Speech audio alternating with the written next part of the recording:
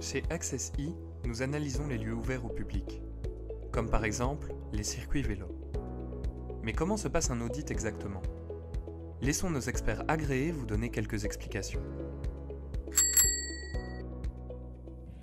Qu'est-ce que tu analyses ici? Donc à ce niveau-ci, ce qu'on analyse, c'est la sécurité de la traversée. Donc on remarque qu'au sol, on a des indications pour les cyclistes. On a des pavés verts en fait, qui indiquent qu'on approche d'une traversée. Pour les voitures, on a un marquage rouge qui indique aux voitures qu'il y a une traversée de vélo. Normalement, il devrait y avoir une signalisation au bord de la route et il n'y en a pas, indiquant qu'il y a une traversée un petit peu plus loin. Donc ça, c'est vraiment... Ensuite, on évalue les aménagements. Donc on voit qu'il y a des aménagements pour empêcher les véhicules automobiles d'accéder sur le Ravel. D'un côté, on a des plots, de l'autre côté, on a des barrières. On va vérifier la distance entre les plots pour voir si tous les types de vélos peuvent passer. Ici, a priori, il ne doit pas y avoir de soucis. À l'œil, on voit qu'il y a l'espace nécessaire. Et de l'autre côté, vu que ce sont des barrières, on va évaluer l'espace à chaque fois à côté de la barrière et l'espace entre les barrières pour voir si les vélos peuvent faire facilement une chicane malgré leur rayon de braquage. Ce qu'on constate ici, c'est que les deux barrières sont mises en quinconce, donc elles repassent l'une sur l'autre. Dans ce cas-là, il faut avoir une distance vraiment suffisante pour pouvoir braquer. Ce qu'on constate, c'est que vu la largeur de la route, on aurait été un petit peu étroit et ils ont compensé. Donc les gens qui ont aménagé l'espace ont compensé en mettant une oreille ici. Donc ça fait que le vélo qui arrive a vraiment la distance nécessaire pour faire sa petite boucle et pour passer. Donc on se retrouve maintenant avec un aménagement ici on est à 3 mètres ici entre les deux barrières. Et avec l'oreille, c'est tout à fait confortable, on peut passer sans problème. La signalétique en voirie, à quoi il faut faire attention?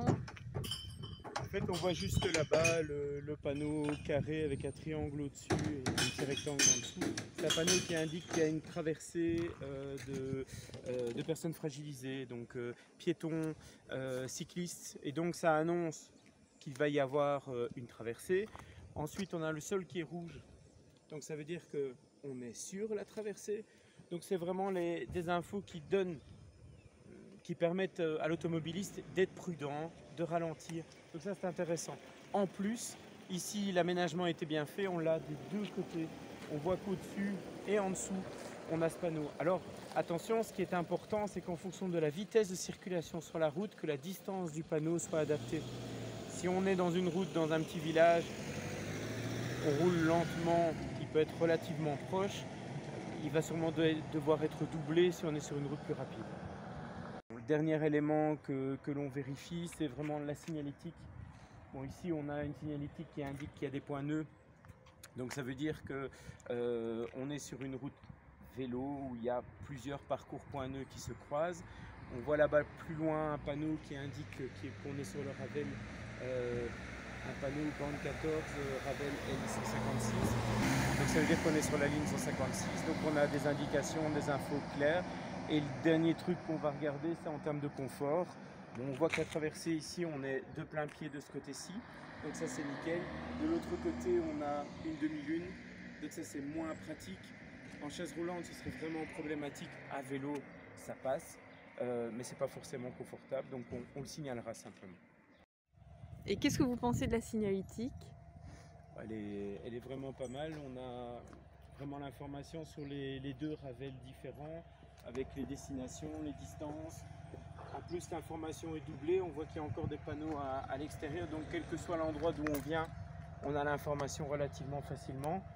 Là, en plus, la route, la fourche est bien marquée par la zone herbeuse au milieu et le revêtement de sol qui est nickel.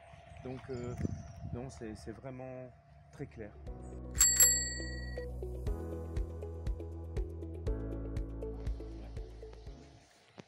Donc, qu'est-ce que vous pensez de l'accessibilité d'une aire de repos de ce type?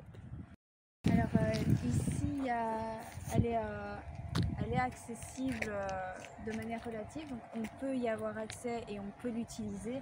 Maintenant, il y a quand même quelques pièges. Le premier piège, c'est qu'on a une marche de par le design de la table qui fait que pour une difficulté à la marche, on doit enjamber pour pouvoir arriver au banc. Donc ça peut être une difficulté également pour en ressortir. Il y a une avancée de la table, donc on pourrait se mettre en fauteuil roulant juste en face. Par contre, il n'y a aucun accès entre la voirie et la dalle.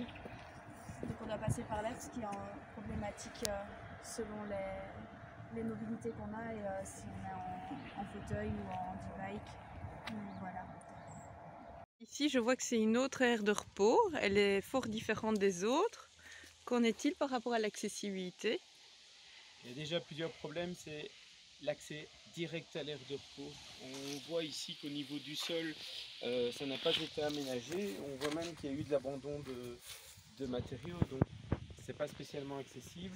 En plus, on se retrouve avec une bordure à monter ici. Donc c'est un peu dommage, c'est pas top. Maintenant, d'un autre côté, le béton blanc avec le revêtement autour, on peut le voir facilement. Le banc est contrasté aussi par rapport au sol, donc ce ne sera pas accessible pour certains publics, des publics qui ont des difficultés de motricité. Pour les personnes malvoyantes, il sera bien repérable. Alors, petit souci au-delà de l'accessibilité et que je trouve dommage, c'est quand on voit l'état de propreté autour. Il aurait été intéressant d'avoir une poubelle au niveau de l'aire de repos. Il y a vraiment des déchets partout autour. Si, donc je vois que la configuration est différente, l'aménagement a été différent pour cette table de pique-nique. Vous pouvez m'en dire plus? Oui, en fait, ici, ils ont comblé le problème qu'on a rencontré sur les autres aires avant, c'est-à-dire qu'on avait généralement une zone herbeuse qui menait jusqu'à l'aire de repos. Ici, on a fait un aménagement clinkers, donc ça permet réellement d'avoir un accès direct à partir du Ravel jusqu'à la zone de repos, donc jusqu'à l'espace avec la table et les bancs. Ça, c'est la première chose. La deuxième chose, c'est qu'il a été bien pensé. Il fait 1,60 m de large, ce qui est très bien, et il permet une aire de rotation d'1,50 m quand on arrive à côté du banc. Donc c'est l'espace nécessaire pour une chaise roulante pour faire demi-tour ou pour changer de direction. En plus, la circulation autour et l'accès au parking sont possibles aussi avec un accès qui se réduit à un moment à 90 cm et à nouveau une aire de rotation avant et après la zone de 90 cm. Donc l'aménagement a été bien pensé et permet une bonne circulation en chaise roulante. Voilà. Ici, il y a une place PMR, donc en quoi est-elle adaptée? Alors le revêtement de sol est non meuble, donc ça permet d'être stable quand on sort de la voiture. Elle est plutôt large, donc ça permet une aire de déchargement assez intéressante du coup, parce que si on ne sort pas par l'arrière, comme ça on a la place. Et ici, il n'y a pas d'égout ou de demi-lune pour rejoindre la voirie, donc à ce niveau-là, la surface est plutôt adaptée. S'il y a une remarque à faire, c'est au niveau de la signalétique. Il y a la signalétique verticale pour la place PMR qui est excentrée en fait de la place, donc on pourrait croire que c'est les deux extrémités, mais en fait il n'y en a qu'une. Et alors il n'y a pas de signalétique horizontale, donc sur le sol. Et les dimensions ad hoc, quelles sont-elles? C'est 330 minimum, donc on a les 250 de la place de voiture plus les 80 minimum pour la zone de déchargement sur 500 ou 600 si la zone de déchargement est à l'arrière. Merci.